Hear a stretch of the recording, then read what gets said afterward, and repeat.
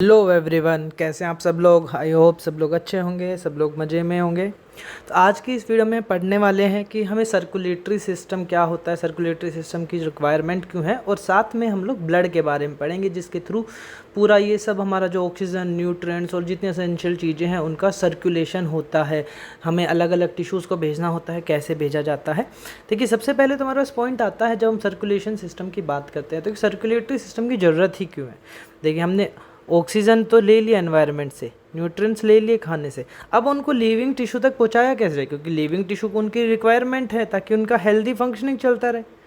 और साथ में जो अपने मेटाबॉलिज्म कर रहे हैं वो कुछ ना कुछ एक्सक्रीटरी वेस्ट बना रहे होंगे, CO2 बना रहे होंगे, उनसे वो भी हटाना है, उनको वो भी रिलीज़ करना है।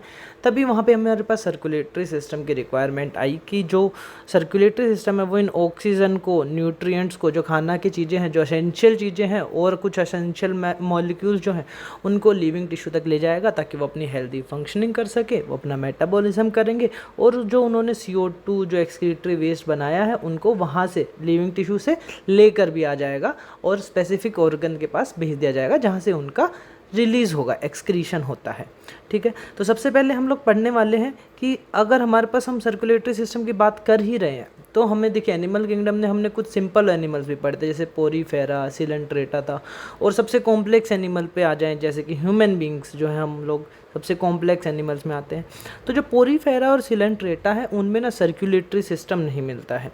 वो लोग अपना जो ये एक्सक्रीटरी वेस्ट का रिमूव या फिर खाने को टिश्यू तक या सेल्स तक लेके आना कैसे करते हैं, जो सराउंडिंग वाटर होता है ना वो करता है सर्कुलेशन। जो पोर्स हैं, जो ओस्टिया है, उनके थ्रू अंदर आता है खाना और जो न्यूट्रिएंट्स उनको लेके आता है, और साथ में जो एक्सक्रीटरी वेस्ट उनको लेकर ओस्कुलम से निकल जाता है। पर जैसे ह्यूमन बींग्स की हम बात करें, कॉम्प्लेक्स एनिमल्स की हम लोग बात करें, तो हमारे पास ना स्पेसिफाइड जो फ्लूइड्स हैं सर्कुलेशन करने के लिए, कौन कौन से फ्लूइड, ब्लड हो गया, लिम्फ हो गया जिसको हम लोग टिश्यू फ्लूइड भी बोलते हैं। तो आज की इस वीडियो में हम लोग सबसे पहले पढ़ेंगे ब्लड के बारे में। देखिए, ब्लड की हम बात करें तो ब्लड क्या है। ब्लड जो है एक कनेक्टिव टिश्यू है, स्पेशलाइज्ड कनेक्टिव टिश्यू है, फ्लूइड कनेक्टिव टिश्यू है। इसके अंदर जो कनेक्टिव टिश्यू का जो मैट्रिक्स वाला पार्ट होता है ना वहाँ पे फाइबर्स नहीं है, इसलिए फ्लूइड फॉर्म में प्रेजेंट होता है। अगर हम लोग देखें कि ब्लड बना किस किस चीज़ से, तो हम ब्लड को सबसे पहले दो कंपोनेंट्स में डिवाइड करते हैं, प्लाज्मा एंड फॉर्म्ड एलिमेंट्स। तो अगर प्लाज्मा की बात करें तो प्लाज्मा जो है ब्लड का 55% पार्ट होता है। इसके अंदर होता क्या है, 90 to 92% तो वाटर है, 6 to 8% प्रोटीन्स होते हैं। कौन कौन से प्रोटीन्स होते हैं, जैसे कि फॉर एग्जांपल फाइब्रिनोजन हो गया जो कि ब्लड क्लॉटिंग में हेल्प करता है, एल्ब्यूमिन हो गया जो कि ऑस्मोटिक बैलेंस और पीएच बैलेंस को बनाने में हेल्प करता है, ग्लोबुलिन प्रोटीन्स हो गए जो कि इम्यूनिटी प्रोवाइड करने में हेल्प करते हैं। डिफरेंट टाइप्स के ग्लोबुलिन है, कुछ ट्रांसपोर्ट में हेल्प करते हैं, और जो हमारे गामा ग्लोबुलिन्स है वो हमारा इम्यूनिटी प्रोवाइड करने में हेल्प करते हैं, जो हमारे इम्यूनोग्लोबिन्स बनाते हैं, एंटीबॉडीज़ जो हो गई। कुछ आयंस भी प्रेजेंट है जैसे कि sodium ions, calcium ions, chlorine ions, magnesium ions, हमारा HCO-3 जो कि एक मेजर बफर सिस्टम की तरह काम करता है। अब प्लाज्मा के अंदर न्यूट्रिएंट्स भी है। न्यूट्रिएंट्स में क्या क्या हो सकता है, ग्लूकोज हो सकता है, अमीनो एसिड्स हो सकते हैं, लिपिड्स हो सकते हैं, फैटी एसिड्स हो सकते हैं, साथ में कुछ क्लोटिंग फैक्टर्स भी प्रेजेंट है प्लाज्मा के अंदर। अगर हम लोग प्लाज्मा में से क्लोटिंग फैक्टर्स को निकाल दे तो हम लोग इसको बोलते हैं सीरम। तो basically serum is plasma minus clotting factors. अगर हम लोग फॉर्म्ड एलिमेंट्स की बात करें, देखिए 55% तो प्लाज्मा है, फॉर्म्ड एलिमेंट्स की बात करें तो वो है हमारे पास 45% ऑफ ब्लड। उसमें क्या क्या आता है, उसमें हमारी RBC आती है, इरिथ्रोसाइट्स, WBC आती है, हमारी ल्यूकोसाइट्स, प्लेटलेट्स आती हैं जो कि थ्रोम्बोसाइट्स से बनती है, थ्रोम्बोसाइट सेल के जो फ्रेगमेंट्स होते हैं उनसे बनती है। अगर हम लोग सबसे पहले बारी बारी बात करते हैं इन सारे फॉर्म्ड एलिमेंट्स की, तो सबसे पहले हमारे पास है इरिथ्रोसाइट। नंबर की बात करें तो मेल्स में जो है 5 to 5.5 मिलियन पर मिलीमीटर क्यूब हो सकता है, फीमेल में जो है 4.5 to 5 मिलियन है। अगर हम लोग इसकी लोकेशन की बात करें कि बनता कहाँ है, तो देखिए एडल्ट्स में तो हमारा जो रेड बोन मैरो है उसमें बनता है, पर अगर हम लोग जाएं एम्ब्रियोनिक स्टेज में, और एम्ब्रियोनिक स्टेज में भी अर्ली एम्ब्रियोनिक स्टेज में फर्स्ट ट्राइमेस्टर से पहले, तब हमारे पास जो हमारी RBC जो है इरिथ्रोसाइट्स हैं वो बनती है योक में। अगर हम लोग लेट एम्ब्रियोनिक स्टेज में जाएं यानी कि सेकेंड ट्राइमेस्टर के टाइम पे, तो बनती है लीवर एंड स्प्लीन में, लीवर एंड स्प्लीन में बनती है।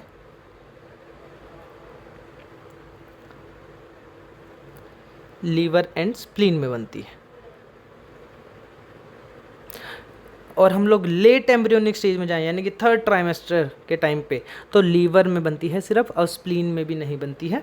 शेप की अगर हम लोग बात करें तो इसकी शेप जो है बाइकनकेव डिस्क लाइक शेप है। न्यूक्लियस जो है एब्सेंट होता है मैच्योर आरबीसी में, न्यूक्लियस और सेल ऑर्गेनेलीज जो है एब्सेंट होते हैं। जो इसका रेड कलर होता है वो होता है इसमें प्रेजेंट एक मॉलिक्यूल जो है हीमोग्लोबिन HB जिसको हम लोग बोलते हैं, उसकी वजह से वो जो है वो रेड कलर इसके रिस्पॉन्सिबल होता है। अगर हम लोग हीमोग्लोबिन के अमाउंट की बात करें तो अराउंड 12 to 16 ग्राम पर 100 ml होता है एक हेल्दी इंडिविजुअल में। आरबीसी के लाइफ स्पैन की बात करें तो 120 डेज है, और जो ये है 120 डेज के बाद ये डिस्ट्रॉय कहाँ होती है, स्प्लीन में। स्प्लीन को बेसिकली हम लोग ग्रेवयार्ड ऑफ आरबीसी भी बोलते हैं। फिर हम लोग चलते हैं हमारे नेक्स्ट फॉर्म्ड एलिमेंट पे, ल्यूकोसाइट्स पे, WBC पे। नंबर्स की बात करें तो 6000 to 8000 पर मिलीमीटर क्यूब है। जो इनका वाइट कलर होता है वो क्यों होता है, क्योंकि इनके अंदर हीमोग्लोबिन नहीं है। आरबीसी में जो हीमोग्लोबिन था वो रेड कलर के लिए रिस्पॉन्सिबल था। शेप जो है इनकी इर्रेगुलर या फिर हम लोग अमीबॉइड शेप भी बोल सकते हैं। न्यूक्लियस इनके अंदर प्रेजेंट होता है। लाइफ स्पैन जो है इनका वो 12 to 20 डेज ही होता है, और ये बनती कहाँ है, ये भी रेड बोन मैरो में बनती है। अगर हम लोग डिफरेंट टाइप्स की ल्यूकोसाइट्स की बात करें, देखिए सबसे पहले हम इनको डिवाइड करते हैं 2 टाइप्स में, granulocytes and A granulocytes. Granulocytes भी हमारे पास 3 टाइप की है, न्यूट्रोफिल्स, इओसिनोफिल्स, बेसोफिल्स। और ए ग्रेनुलोसाइट जो है 2 टाइप की है, लिम्फोसाइट्स और मोनोसाइट्स। मोनोसाइट्स जो है वो लार्जेस्ट WBC भी है। अगर हम लोग इनकी शेप्स और थोड़े से काम की और डिस्टिंग्विशिंग फीचर्स की भी बात करें और इनके कंसंट्रेशन की अगर बात करें कितना कितना % होता है, तो जो न्यूट्रोफिल्स हैं उनके अंदर हमें 3 to 5 लोब्ड न्यूक्लियस मिलता है, 3 से 5 लोब्स का बना हुआ एक न्यूक्लियस है। और जो इओसिनोफिल्स हैं उनमें हेडफोन की शेप का न्यूक्लियस मिलता है। वहीं पर बेसोफिल में जो है एस शेप्ड का न्यूक्लियस मिलता है। जो लिम्फोसाइट्स हैं उनमें सिंपल राउंड न्यूक्लियस मिलता है, और जो मोनोसाइट्स है उसमें एक बड़ा सा बीन शेप्ड का न्यूक्लियस मिलता है, या फिर हॉर्स शू शेप भी हम लोग बोल सकते हैं। न्यूट्रोफिल जो है वो सबसे ज़्यादा होती है 60 to 65%। दूसरे नंबर पे है हमारे पास लिम्फोसाइट्स 20 to 25%। फिर आती है हमारी लार्जेस्ट WBC मोनोसाइट जो कि है 6 to 8%। फिर आती है हमारी इओसिनोफिल्स जो कि है 2 to 3%। और जो बेसोफिल्स हैं वो है 0.5 to 1%। जो न्यूट्रोफिल्स जो है वो फैगोसिटिक होती है नेचर में, उनका काम होता है फैगोसाइटोसिस करना। इओसिनोफिल्स जो है हमें एलर्जिक रिएक्शंस में ज़्यादा देखने को मिलती हैं। वहीं पे बेसोफिल्स जो है इन्फ्लामेशन में हमें देखने को मिलती है, जैसे कि हिपेरिन उसमें बेसोफिल्स रिलीज़ करती हैं जो कि एक एंटी कोएगुलेंट की तरह काम करता है। साथ में हिस्टामिन भी रिलीज़ करती है जो कि वैसोडाइलेशन में हेल्प करता है, और सीरोटोनिन भी रिलीज़ करती है जो कि सीरोटोनिन जो है वो वैसो कॉन्स्ट्रिक्शन में, ब्लड वेसल को कॉन्स्ट्रिक्ट करने में काम आता है। वहीं पे हिस्टामिन जो है वैसोडाइलेशन, जो ब्लड वेसल्स हैं उनका जो डायमीटर है वो बढ़ा देता है, डायलेशन कर देता है। लिम्फोसाइट जो है वो हमारे पास 2 टाइप की सेल्स बनाती हैं, डिफरेंट 2 लिम्फोसाइट्स हमारे पास, बी लिम्फोसाइट्स यानी कि B cells and T lymphocytes यानी कि टी सेल्स। बी सेल्स जो हमारी रिस्पॉन्सिबल होती है ह्यूमोरल इम्यूनिटी के लिए रिस्पॉन्सिबल होती है, और जो टी सेल्स है वो रिस्पॉन्सिबल होती है सेल मीडिएटेड इम्यूनिटी के लिए। और जो मोनोसाइट्स है अगेन वो भी फैगोसिटिक है नेचर में, फैगोसाइटोसिस करती है। अगर हम लोग बात करें हमारी प्लेटलेट्स की, तो अगर नंबर जो है इनका वो है 1.5 to 3.5 लाख पर मिलीमीटर क्यूब एक हेल्थी इंडिविजुअल में। बनती कैसे, देखिए थ्रोम्बोसाइट होती है कि लार्ज सेल जिसके पास न्यूक्लियस भी है, ठीक है। उसके फ्रेगमेंट्स जो हैं वो होते हैं प्लेटलेट्स, इनके अंदर न्यूक्लियस नहीं होता, फ्रेगमेंट्स है थ्रोम्बोसाइट की। जो प्लेटलेट्स हैं वो थ्रोम्बोप्लास्टिन से भरी हुई होती है जो कि हमारी ब्लड क्लोटिंग में हेल्प करता है, जो कि हम लोग देखेंगे।